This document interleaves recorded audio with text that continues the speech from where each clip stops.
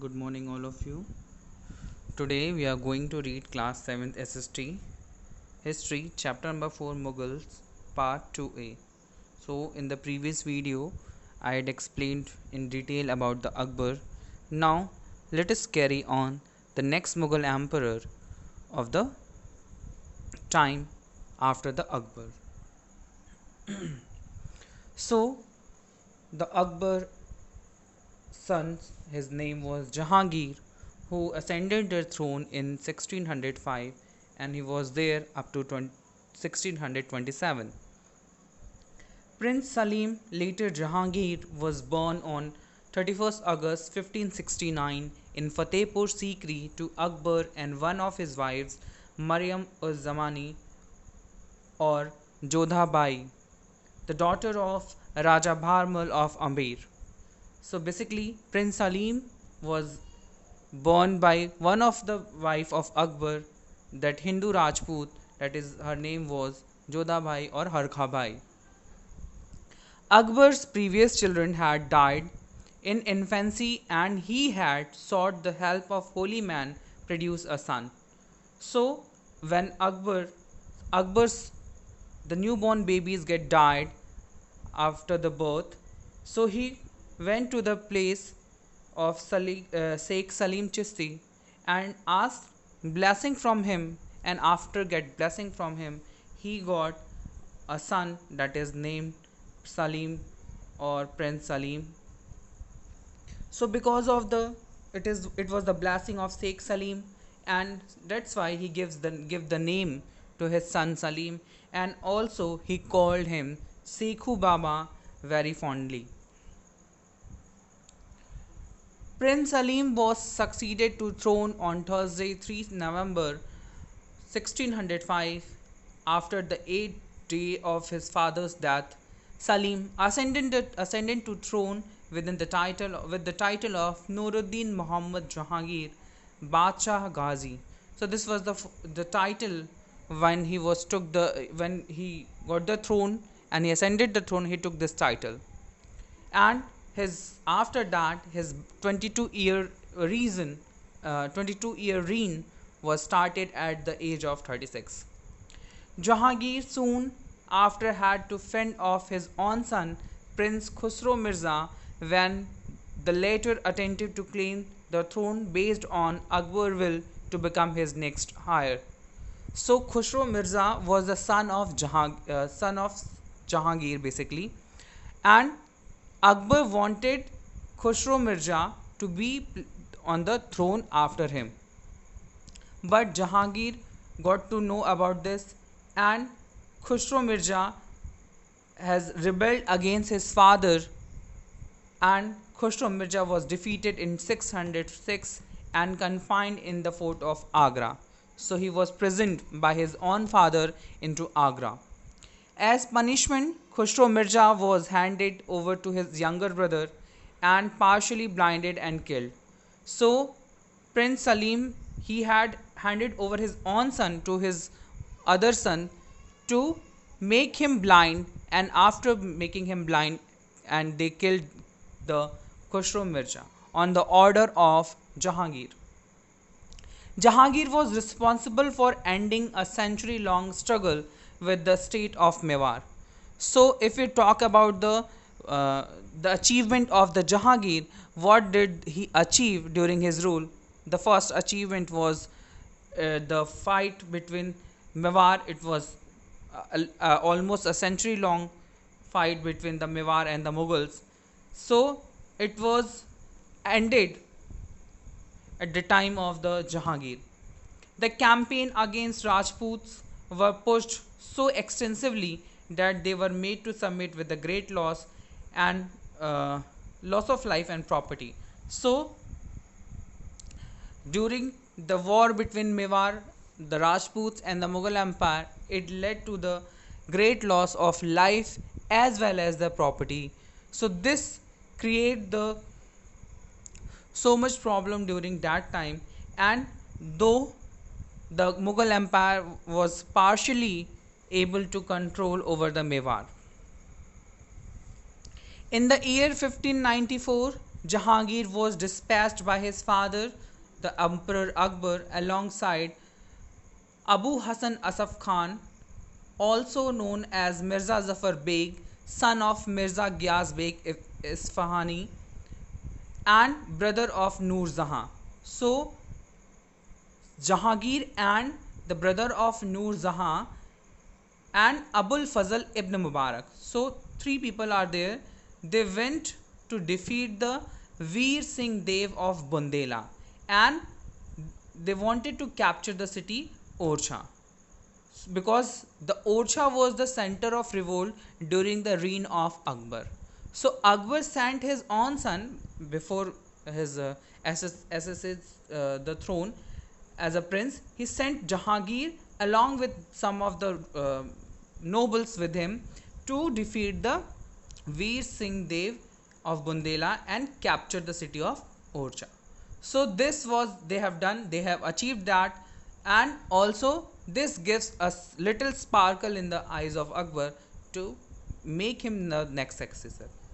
Jahangir posted Islam Khan first to subdue Musa Khan, an Afghan rebel in Bengal, Sonargaon, Bengal. So basically, Musa Khan was there. He was the head of Bara Bhuyan and the Sonargaon in Bengal. So he was there, and in the year 1608, Jahangir sent Islam Khan first to fight with them, and they defeated the Musa Khan, and after defeating him, he controlled the Sonargaon, the Bengal basically.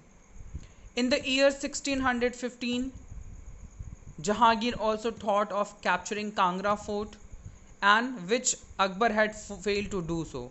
So Akbar was unable to conquer the Kangra fort, but his son Jahangir in the year of 1615 he captured the Kangra fort. Consequently, a siege was laid on the fort was taken in 1620. After 5 years of the siege of Kangra fort, it resulted the submission of Raja of Chamba, who was the greatest of all Raja in the region. District of Kishtwar in the state Kashmir was also conquered.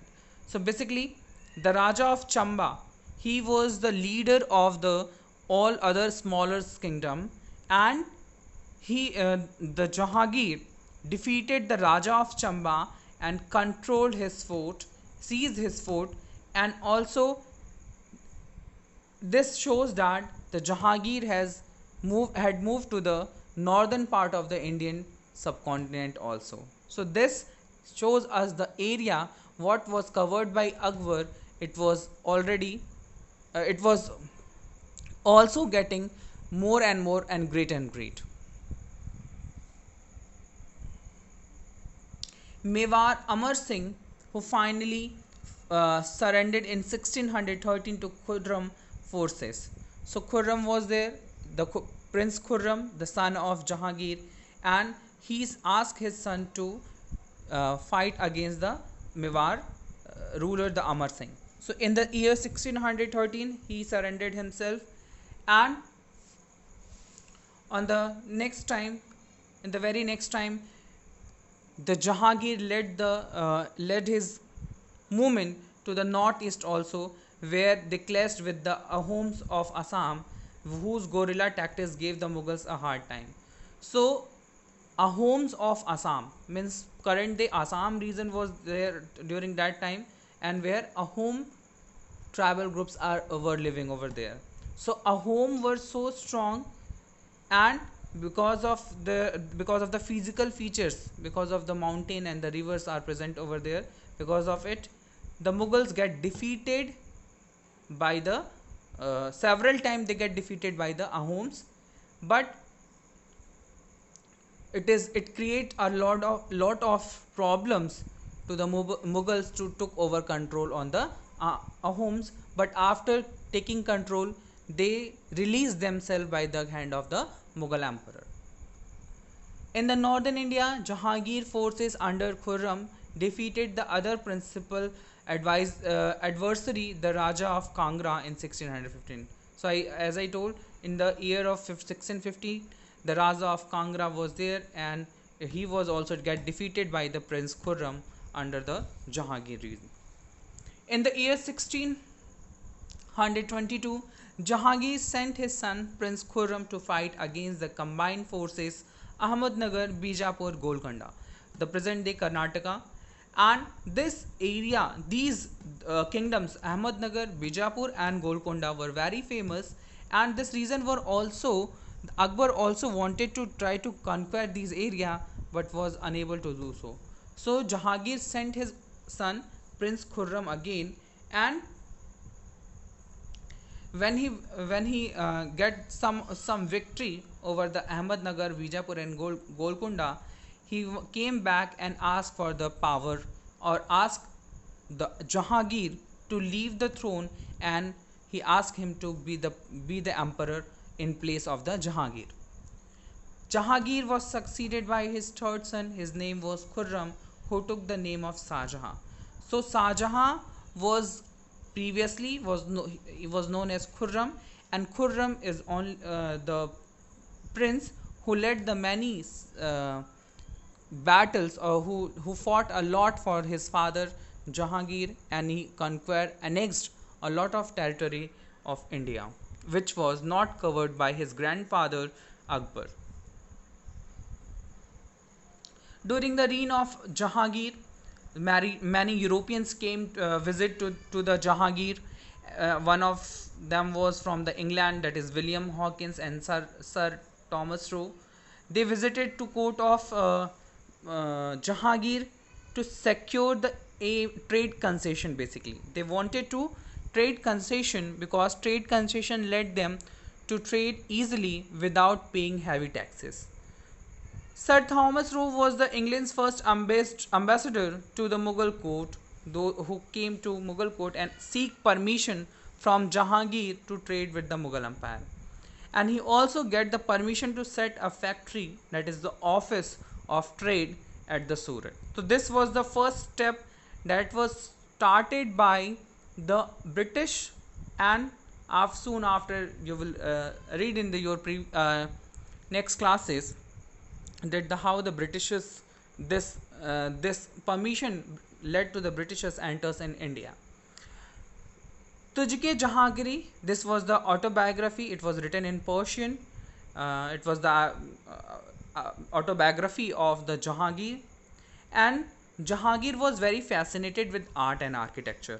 So art and architecture was because his father had also constructed a lot of building, and he was the mother of Hindu Rajput princess.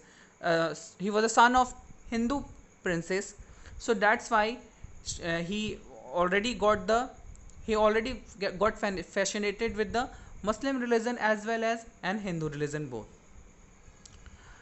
Jahangir Nama, in the biography of Jahangir, he recorded event that occurred during his reign.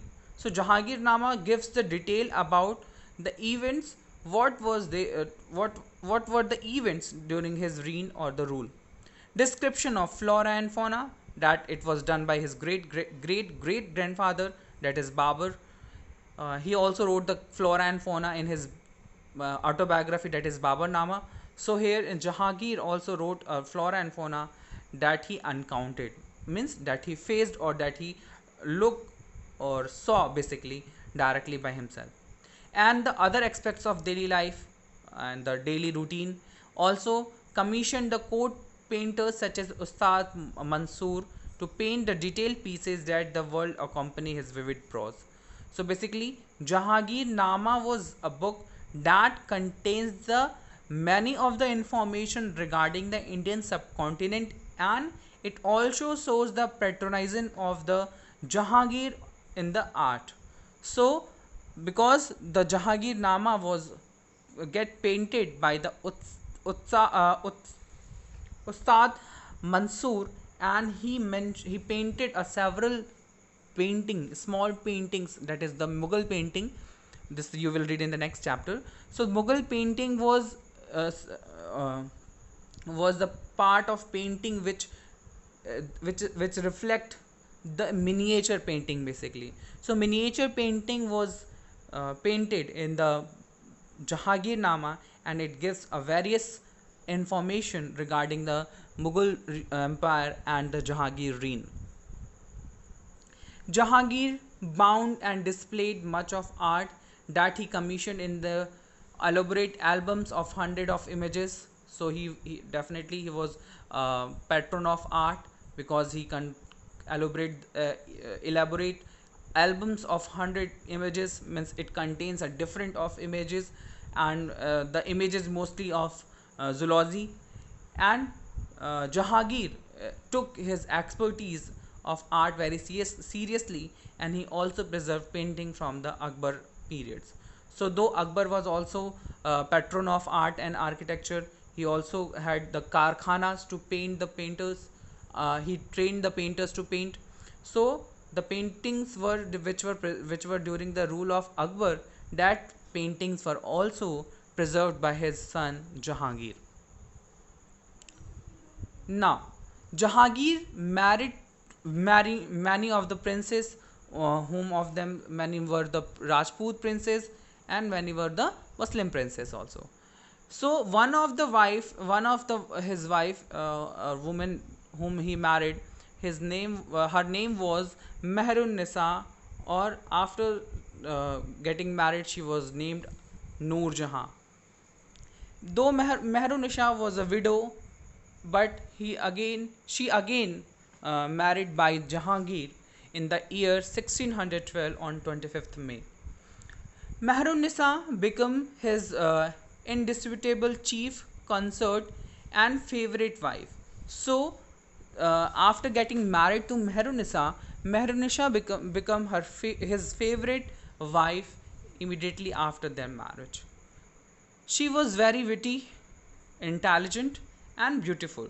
So this is the quality of the Noor Jahan that led to the Jahangir to attracted towards her. Before being awarded the title of Noor Jahan, the light of the world, she was called Noor Mahal.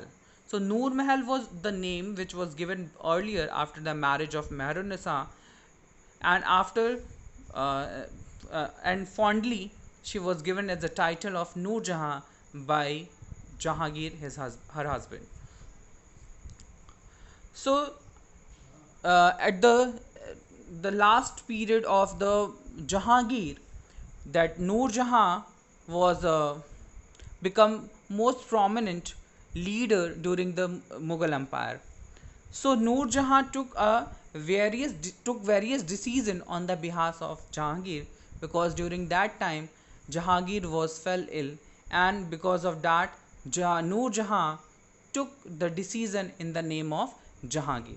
So the Noor Jahan did not make this news out that the Jahangir is ill. So in the name of Jahangir she ruled the Mughal Empire basically. So the loss of Kandahar due to the Prince of Khurram. So Kandahar was the present day it is in Afghanistan and Pakistan border area. So that area was lost by the Jahangir. So reason is that the Noor Jahan asked Khurram, the son of the Jahangir, from the another wife. So Noor Jahan was the stepmother of Prince Khurram. So she asked Prince Khurram to go to fight the battle of Kandahar basically, but the Prince Khurram refused to do so. It is because her behavior towards him, because she was always favoring her son-in-law Sahyar. So Noor Jahan always favoring his son-in-law Sahyar, and she wanted him to become the emperor instead of Prince Khurram, or the son of the Jahangir. So Noor Jahan become the most powerful woman during the rule of Jahangir, and this gives the Prince Khurram the chance that the Noor Jahan might took the decision of making the ruler or the Mughal emperor Sahyar. So Khurram did not went to the battlefield of the Kandahar, because he thought that, he suspected that in his absence Shahryar might become promotion and he might die in the battlefield. Both can be happen. The Khurram can be died, and or either the Shahryar can become the emperor instead of the son of the Jahangir. This fear forced the Khurram to rebel against his father rather than to fight against the Persian. So he rebelled against his father, and thereby the Kandahar was lost to the Persians. So the Persian, those who took again the Kandahar, and they match the mix with the empire, with the Persian Empire basically. Let us talk about the Noor Jahan. Like, she was so intelligent and beautiful lady, and she had the excellent educational background. She was an active participant in the decision made by Akbar, made by Jahangir basically. So Jahangir is whatever he is taking the decision, he consult from the Noor Jahan as well. Slowly and gradually, she become the actual power behind the throne as the Jahangir become more indulgent in the wine and opium. So Jahangir had started drinking wine and taking opium. Opium is a um, drugs basically, and this drugs led the thinking power of the particular person, make the less thinking power of the particular person. So because of this, Noor Jahan become the actual power behind the throne.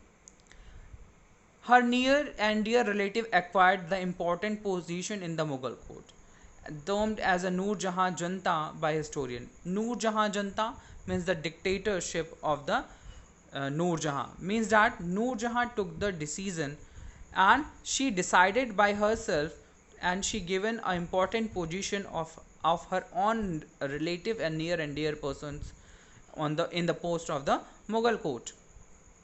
After the death of Jahangir in 1627, Noor Jahan was put under house arrest and led quiet life. So after the death of Jahangir, she was become very quiet, and she was put under the house arrest, means she was not allowed to go out of the house, and she become quiet. It was said that during the rule of Jahangir, Noor Jahan, when she took the power, she struck the coin in her own name during the last year of Jahangir reign when he was taken ill. So this was the uh, some of the glimpse that you have to understand regarding the Jahangir. Now let's see the next Mughal emperor, the son of Jahangir. His name was Shah Jahan, and his rule was from 1628 to 1658. So the Prince Khurram, what I had explained in the uh, Jahangir reign. So Prince Khurram was known as Shah Jahan. His reign is started from 1628 to 1658. Sahabuddin Muhammad Khurram. This was the name of Prince Khurram. 5 January 1952, 22 January 1666. So this was the time period from where the Shah Jahan was there. He was better known by his regnal name, that is the Shah Jahan. Means after getting the throne, he was named as the Shah Jahan. Means the in the Persian it means that king of the world. He was the fifth Mughal emperor, and he ruled from 1628 to 1658. He is widely considered one of the greatest Mughal emperor. One of the greatest Mughal emperor, because under his reign the Mughal Empire reached the peak of its glory. So the glory of the Mughal Empire, the magic of Mughal Empire was under the Shah Jahan, the reign of Shah Jahan, because he done a lot of constructional works, and he also patronized the art and literature and architecture, all of the things. So that is why it is said that the glory of the Mughal Empire was peak on the reign of the Shah Jahan. Although an unable military commander, he was able military commander. Shah Jahan is perhaps best remembered for his architectural achievement. His reign ushered the golden age of the Mughal architecture. Yes, this phrase is also there. The reign of Shah Jahan was considered as the golden age of Mughal architecture because he constructed a lot of monuments during his reign. Shah was considered the most competent emperor, Jahangir's fourth son. So Jahangir had lot of sons, but in between them four sons were there, those who were fighting for the seat or the throne. So Shah Jahan was the most competent person or the competent son for the throne. In the death After the death of 1627, Jahangir spurred a war of succession from Shah Jahan emerged the victorious after the much intrigue. So when Shah Jahan was Jahangir was died, and after his death the war of succession was started, and but the Shah Jahan emerged victorious, means his rule, he established himself on the throne. And how he done it? Because he put to death all of his rivals. So the rivals, like his own brothers. So he killed his own brothers, and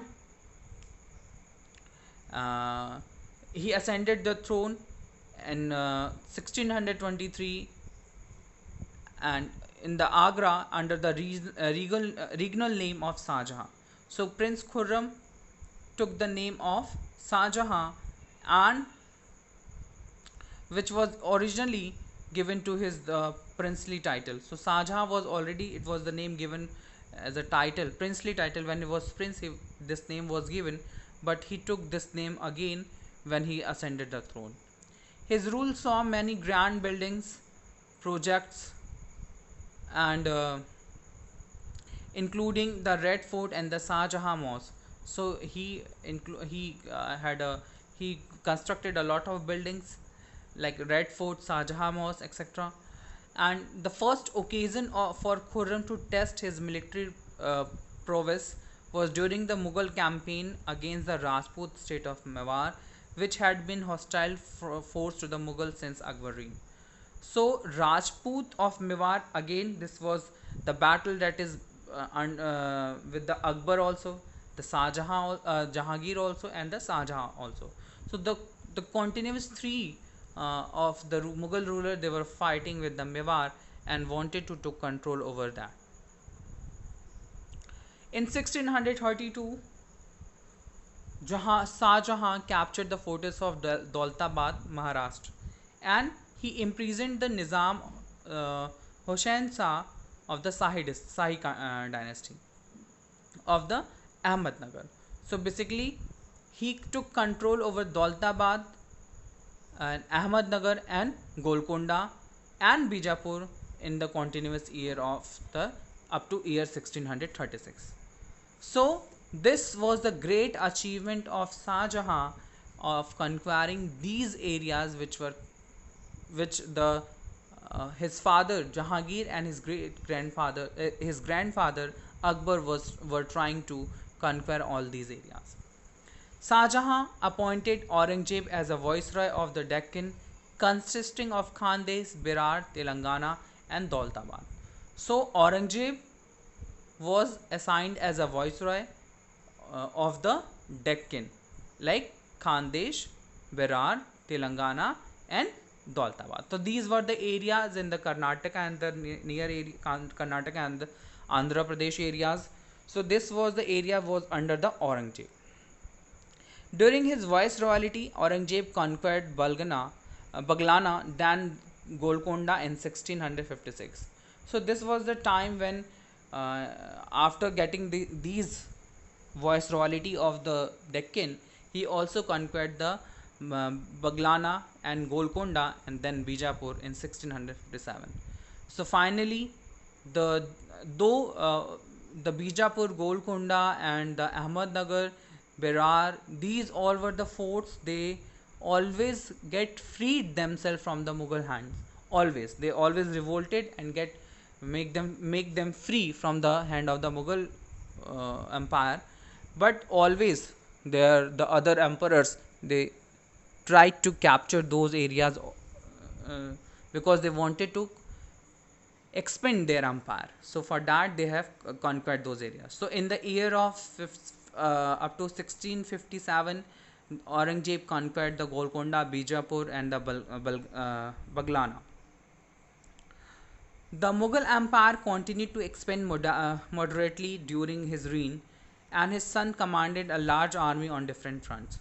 So, he himself, Shah Jahan himself, uh, continued the expand policy, and his sons, a lot of sons are there with the Shah Jahan, and those sons were also standing on the front of the last of the empire. So basically, why they were standing? Because they were get the governorship of, or the viceroyalty of those areas, or those part that was given by his father Shah Jahan, and they were also trying to conquest those areas to merge with the Mughal Empire. India at the time of Shah Jahan was rich center of art, craft, architecture, and some of the best artisans, craftsmen, painters, and writers of the world resided in the Shah Jahan Empire. So during the reign of the Shah Jahan, artisans, architects, craftsmen, painters, writers, the world best writer of these uh, qualities people is residing over the Shah Jahan Empire, because he was a great architect, he was a good artisan, craftsman, painter, and writer as well. So he had a different qualities, and he also founded fond about these different things, and he had the command as well on these things. So in the region of Shah Jahan, these people were flourished a lot and earned a lot. Shah Jahan left behind a grand legacy of structure constructed during his reign. So whatever he behind, whatever after his death, he left the legacy of structures. Means a number of structures that was built during his reign, and he was. This shows the patronage of the Mughal architecture of the Shah Jahan. In 1607, Khurram became uh, to uh, engaged to Arjuman Banu in 1593, who is also known as Mumtaz Mahal, Persian, the chosen one of the palace.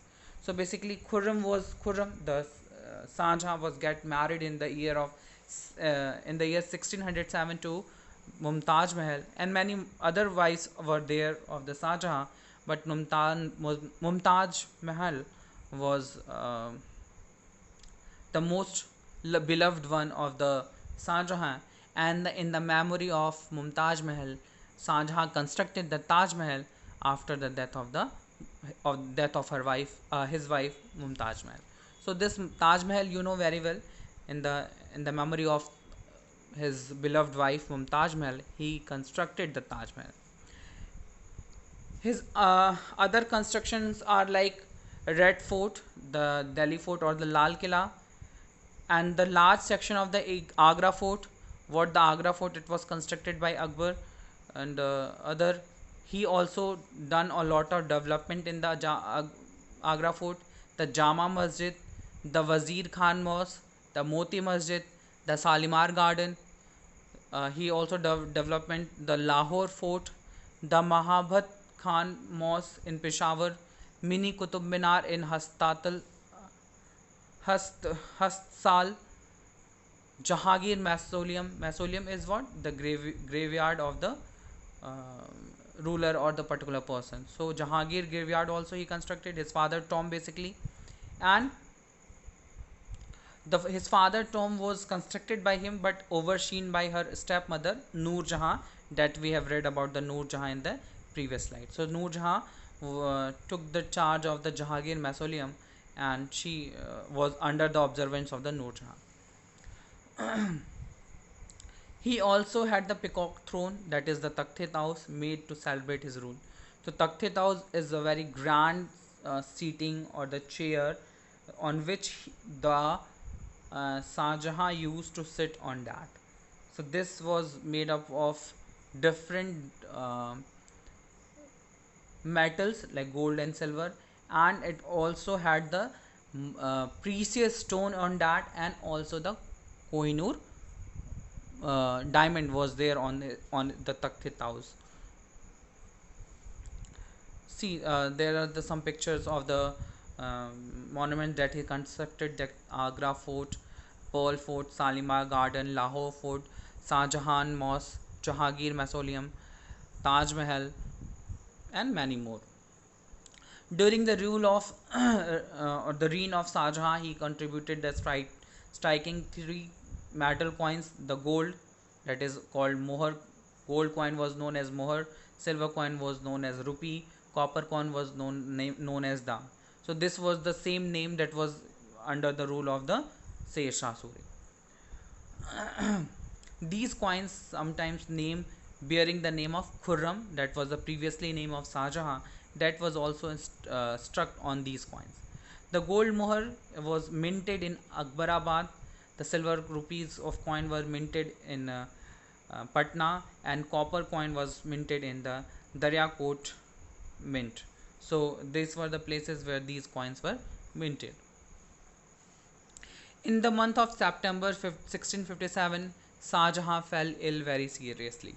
So this set off war of succession among his four sons, in which the third son Aurangzeb emerged victorious and ushered the ushered means took place his father. So in the September month of 1657, Shah Jahan fell ill, and this led the chance the war of succession. So the son of the Shah Jahan were thought that after this the Shah Jahan might be die, and because of this his sons were started fighting among the throne. But Aurangzeb get emerged, and Aurangzeb got the opportunity to get the seat. Shah Jahan was recovered from his illness, but Aurangzeb put his father under the house arrest in Agra fort from July 5th, 1658 to until the death 1616. So, at the last age of Shah Jahan, he was under the house arrest, means he was in the prison of the Agra fort, and after his death, he was laid next to the Taj, next to his wife in the Taj Mahal only. So the Taj Mahal, though you know very well, the Taj Mahal is a tomb of Mumtaz Mahal, and after the death of Shah Jahan, he was also buried over there, and it also became the tomb of Shah Jahan also.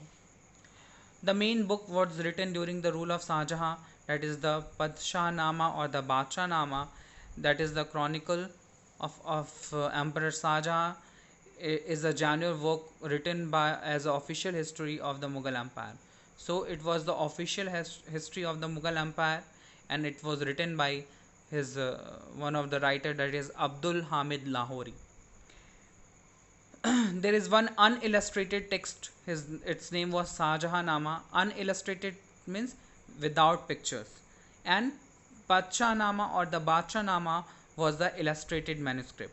So these are the two main evidences or the scripts which provided the detailed information about the Shah Jahan region. This Padshah Nama contained 600. It noted down the rule between the 630 to 1630 to 1657, that contains different 44 miniatures, and some pages were full of narrative scenes of battle, court ceremonies, and other events. Also, it contains a smaller individual portrait that was surrounded by geometric decoration. So this gives the different pictures of the Mughal painting in that Badshah Nama or the Padshah Nama. So this was the great manuscript that was written during the rule of Shah Jahan. After the after this, in the year of 1658, when the Shah Jahan fell ill, his son Aurangzeb took the opportunity and get ascended the throne, and he sent his father to the prison, and he was died in 1666. So before that, he ascended the throne. He was born on 3rd November 1618 and died on 3rd March 1707. Commonly known by Aurangzeb, the meaning of Aurangzeb in Persian, the ornament of the throne, and he took the regnal name after getting ascended the throne. His name was Muhyiddin Muhyiddin Muhammad Aurangzeb. So he was the sixth Mughal emperor who ruled almost entire Indian subcontinent. You can check the page number of 175 and from the map of India. So he ruled for 49 years, and he took control almost over the Indian subcontinent, and widely considered to be the last effective ruler of Mughal Empire. And Aurangzeb compiled the Fatwa-e-Alamgiri. So Aurangzeb was there, and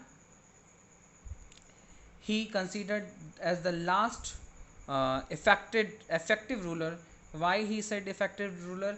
Because after the death of the Aurangzeb, none of the ruler is there to rule the whole Mughal Empire or the whole Indian subcontinent very well, and this led to the disintegration of the Mughal Empire. So Aurangzeb compiled the Fatwa-e-Alamgiri. So Fatwa-e-Alamgiri is the compilation of the general ethics, military strategy, economic policy, justice and punishment, and different principles on the basis of the Islamic law, that is the Sharia law. So basically, this book was uh, uh, the the compilation. You can say the book. It gives us the whole information regarding the Sharia law or the Islamic law, which was implemented by the Aurangzeb during his reign. He was so fond of religion, and he established the Sharia law during his rule. Aurangzeb has been subject to criticism. Why he was criticized? Because there are some points on that basis he was criticized. Like he abolished or abandoned the policies of the legacy of pluralism and the religious tolerance. Pluralism means the acceptance of the all religion in his rule. He only accepted the Muslim religion. Like his other predecessors, like Akbar, Jahangir, and Shah Jahan, what they have adopted the religious tolerance, it was abandoned by the Aurangzeb. Citing his introduction of jizya tax and other policy based on the Islamic ethics, he introduced again the jizya tax that was abolished by his great grandfather, that is Akbar. Demolition of Hindu temples. He destructed numerous of Hindu temples, and he executed his own elder brother Dara Shikoh, Maratha king Sambhaji, the son of Shivaji, and the ninth Sikh Guru Tegh Bahadur. So these were the main opponent of the Aurangzeb, and they were killed by Aurangzeb himself. The prohibition and supervision of the behavior and activities that was forbidden in Islam, such as there are some of the activities and behavior that is prohibited by the Islamic law or the Sharia law. So he forbid the many more things like music. He did not like the music as his predecessors like Akbar, Jahangir, and Shah Jahan. They like the music, the gambling, the playing cards, fornication, that is the extramarital affairs, and consumption of the alcohol and narcotics. So these kind of things were strictly prohibited by the Aurangzeb. So these were the policies which led the criticize because he wanted to implement the Sharia law, and in that, according to that law, these points are to be there that the Aurangzeb had to follow. He was if he was notable expansionist, as you know.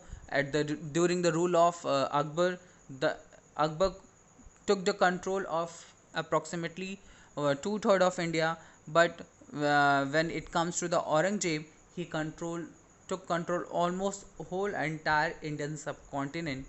And Aurangzeb was noted for his religious piety, because he was so religious. He was fond of Islam, and he memorized the entire Quran, the holy book of Islam. He memorized the whole Quran and studied Hadith. Hadith, it is a code of conduct that is to be followed by the Islamic or the Muslims. So that is, he read the Hadith and the rituals of Islam.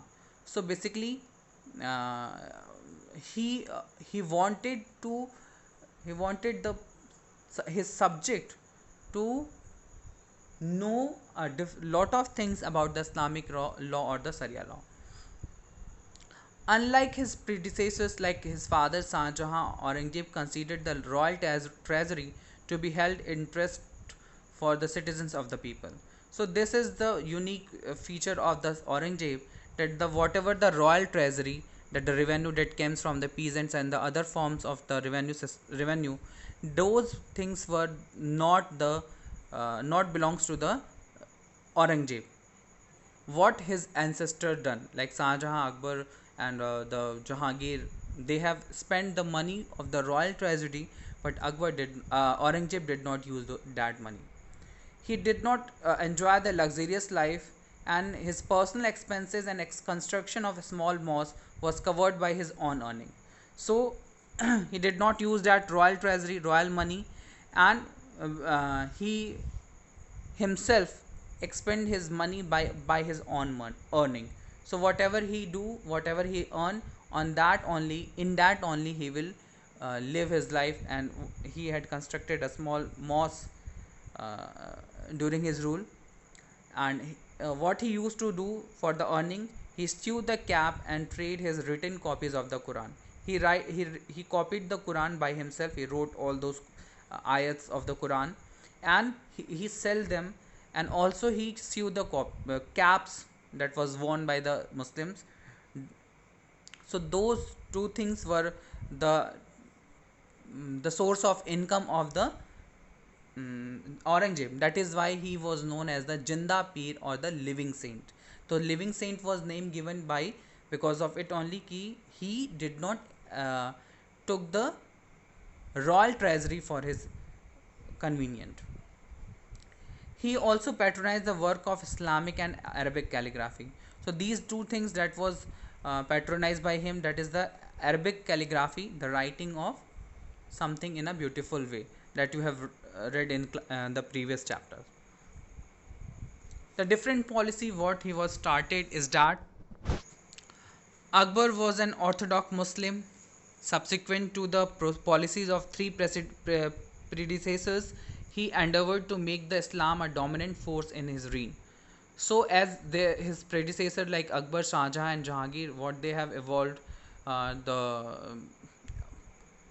all the religions, but here he made the Islam dominance in his reign. So for that, he did a lot of things. He implemented the Sharia law in his reign. So these things were led to the rival against the Aurangzeb. So the rivals were the different rivals, like the Rajputs and the other people. Marathas were also there. So they started rebelling against the Aurangzeb. He imposed jizya. This was the non-Muslim tax that was to be given by uh, the subjects of the Mughal Empire. But jizya was not allowed to given by the women, children, and elders, handicapped, the ill, the insane, monk, hermit, slave, or mustamans. So these were the people of non-Muslim foreigners as well. So these were not allowed to give the jizya tax. So handicapped means those who are especially disabled peoples, basically ill person, insane, the person who is mentally disturbed, and monk, that is saint. Hermit is also saint, those who are living alone. Slaves, uh, the bonded labor, basically. Mustamin means the people, the traders, basically those who trade, those who came from the other part of the area instead of the Mughal empire, they were also not allowed to give the taxes. And non-Muslim, so they were those who temporarily reside in Muslim lands, so they were exempted from the jizya. Rest of the people, they have to pay the jizya, the non-Muslim, basically. Further, Aurangzeb laid the discriminatory taxes on Hindu merchants at the rate of 5% as against 2.5 on the Muslim merchants. So the merchants of the Hindu religion, they had to pay the 5% of the taxes, and the Muslim merchants had to pay the 2.5% of the taxes. So because he done this, because this is the discriminatory taxes that was led by the Aurangzeb. He ordered that the Hindus Kanungo and Patwari, the revenue administration, from the revenue administration at the lower level. So at the lower level, Kanungo and Patwari is there. So he removed the all of the Hindu Kanungo and Patwaris from his reign, basically. Military development during the Aurangzeb. So Mughal cannons, cannon making skill was advanced during the 17th century. So this was the time where the cannons were advanced, and one of the important or impressive cannon was its name was Zafar Waqs. One more cannon was there, Ibrahim Roza. Ibrahim Roza, it was also a famous cannon during the Mughal rule, because it was multi-barrel, but because it can shoot at a time in a multi level, means it can shoot a lot of bombs during a single time. Despite these innovation, most soldiers use bow and arrows. They used to fight with the help of bow and arrow, and the quality of sword manufacture was so poor, so they preferred the imported from the England. So whatever the sword they used to fight, they were preferred to use the sword which was made in the England. Other weapons used during the period, like rockets, cauldrons of boiling oils, the pots full of boiling oil to fight with them. They pour the boiling oil to the to the enemy soldier. Muskets, that is also a kind of gun that was used, and Majanis, that is the stone throwing catapult, that is a big ball structure that was thrown forcefully by the wooden structure onto the um, enemy's army, basically. Infantry, those who move on uh, the pedestal sipai, basically. The pedestal sipai, that is the infantry. They were also known as sipai, who specialized in the siege and artillery, emerged during the reign of the Aurangzeb. So they were specialized in siege. Siege means the controlling of the particular area, and artillery means to use those cannons and the other weapons. They get the expertise in that during the reign of Aurangzeb. Art and culture during the reign of Aurangzeb, it was because Aurangzeb was austere in nature. Austere means normal in nature than his predecessor, because he did not fond of art and culture. So during his rule, the imperial patronage was reduced, and because of it, the court artilleers, those who are living in the regional courts, those who are living in the Mughal empire, they moved towards the regional courts. Artilleers means though the people, those who were assigned by the Shah Jahan and Jahangir for painting and for writing many more things that was done during the rule of Shah Jahan and Akbar and Jahangir. So those painters were moved from, they start, because Aurangzeb was not patronized of the music and paint and art. So because of it, these painters and artisans leave the Aurangzeb place. But the thing he encourages that was Islamic calligraphy. Islamic calligraphy is a way of different writing of the Islam. Architecture, he constructed the small marble mosque known as Moti Masjid or Pearls Masjid in the complex of Red Fort. He ordered the construction of the Badshahi Mosque in the Lahore. So this was the another architecture. This was built by Aurangzeb. He also constructed the mosque on Benares and the mosque of Srinagar. This was the still the largest mosque in the Kashmir. Let's see who were the opponents of the Aurangzeb. So the Aurangzeb opponents were as I told, the Marathas, Rajputs, Hindu, Jats, Pashtuns, Sikh. So these were the people, those who opposed the Aurangzeb. The reason was most the Hindus, those who belongs from the Indian subcontinent, originally from the Indian subcontinent, they were very opposed of the Aurangzeb religious policy and other expansionist policy, and because of that they were started rebelling against the Aurangzeb. In the year 1669, the Hindu Jat peasants of Bharatpur around Mathura, the present day Mathura region, they rebelled against the Akbar, but they were defeated in year 1669. In the year 1659, the Shivaji, the Maratha, he launched a surprise attack on Mughal Viceroy Shaista Khan, and while waging war against the Aurangzeb. So he attacked on the Mughal Viceroy, his name was Shaista Khan, and because of that Shivaji and his forces attacked on the Deccan, that is the Janjira and Surat, and he took control over the large area that was under the Mughal Empire that came under the rule under the Shivaji. In the year 1689, Aurangzeb's army captured the Shivaji's son Sambhaji. So after the death of Shivaji, his son Sambhaji was there. He was executed him, and he had sacked the Burhanpur. So he killed the Sambhaji and took the place of Burhanpur. But the Maratha continued the fight, and it actually started the terminal decline of his empire.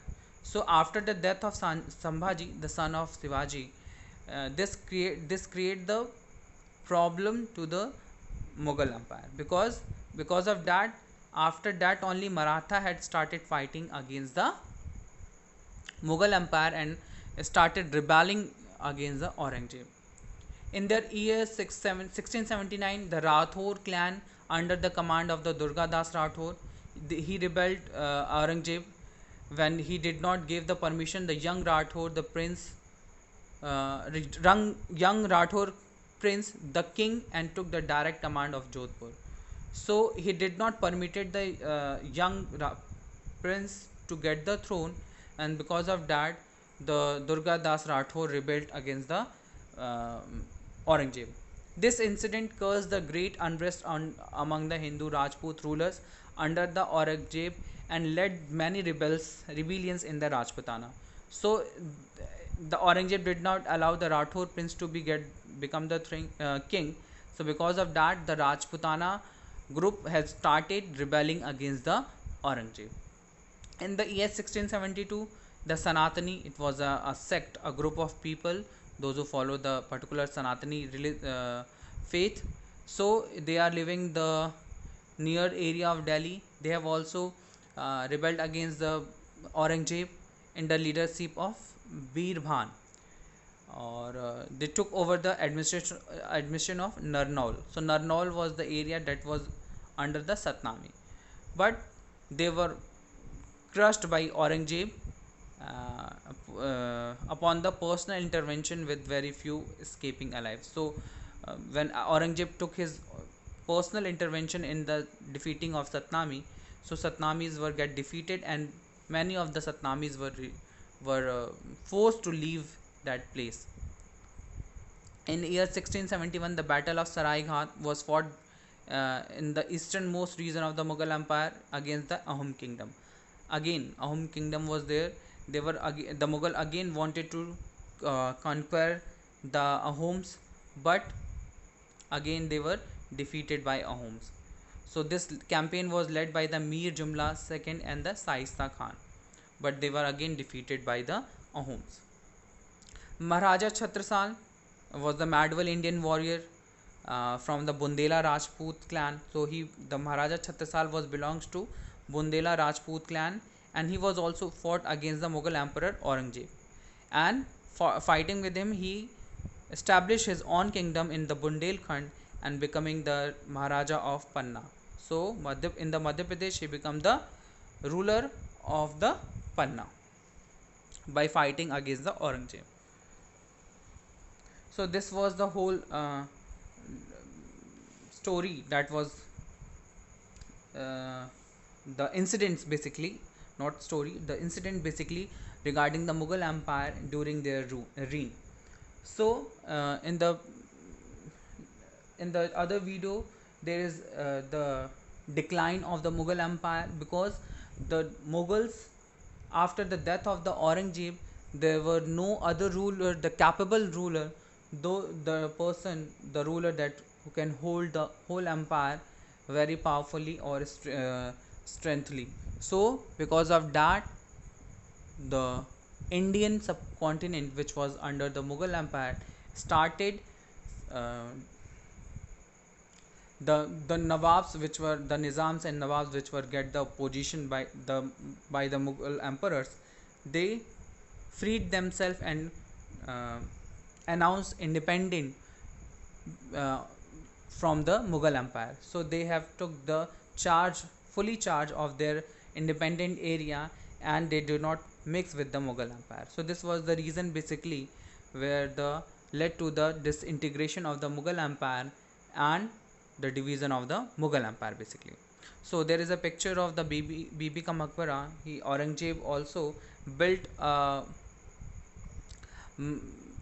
mosque on the built a tomb of on the praise of his wife Rabia Durrani, and it was a copy. It was a bad copy of Taj Mahal. It looked like a Taj Mahal, but it was a bad copy of Taj Mahal, and it was built by the Aurangzeb. Thank you, students.